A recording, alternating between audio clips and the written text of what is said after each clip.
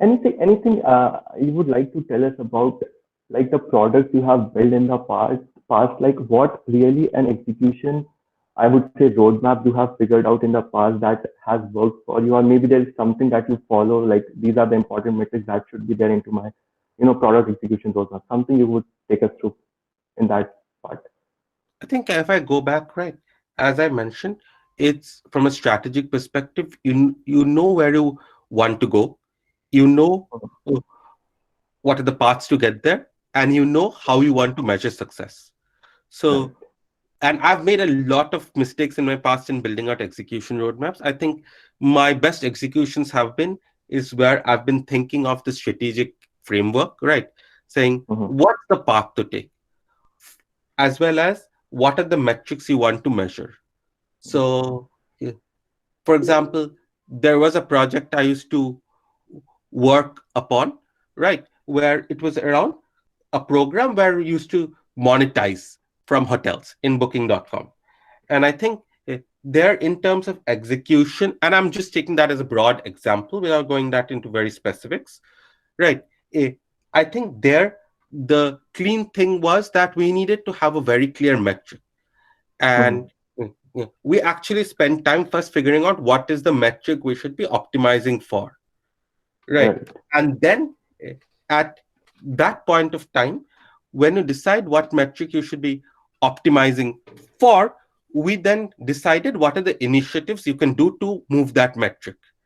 Now, from a good execution roadmap, what what we did, at least, and I think that's one of the good things, is we started sizing, saying some for each of the major projects we have, how much do we think will move the metrics, how much Got it. effort Got it. will it take, and what is the risk we have.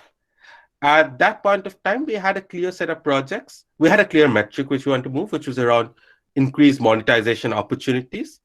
We Mm-hmm. had a clear set of 3 to 4 projects we could do to impact that opportunity. We had some sort of estimate of the impact, and we knew the risk of the projects. So, Right. so we started out. It's not a success story that all the 2 or 3 bets panned out. It was not. But I think why I could call it a good execution story is because before executing, we knew what the risks were. So Right.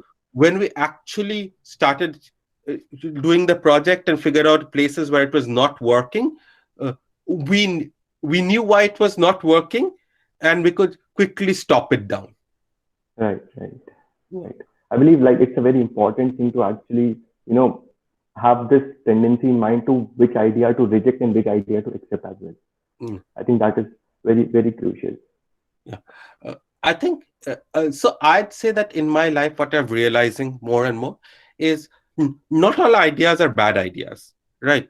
Hmm. It's just that as you're building products and roadmaps, you have limited time and resources. Right. It's just about fine tuning which is the most impactful idea. And I think Exactly. uh, uh, in, in, what I mean is you could do 5 ideas which are all impactful, but are all 5 of them, let's say in this example, we could have 3, 4 ideas which are all impactful, but not Hmm. all of them would be the most we could move the metric given the time situation we have. Right. So, Right. so that's Absolutely right. why uh, it's it's very important to figure out what is the most important ideas you could execute on, as well as on the second thing, always keeping an open mind, because we all have our ideas, and as we Right. debate and discuss and be a good listener, one, we fine tune our ideas, right? Two, we understand what where others are coming from and why are they giving an idea. uh, I'm sure in the professional life, nobody wants to give an idea without thinking through it or having some conviction around it.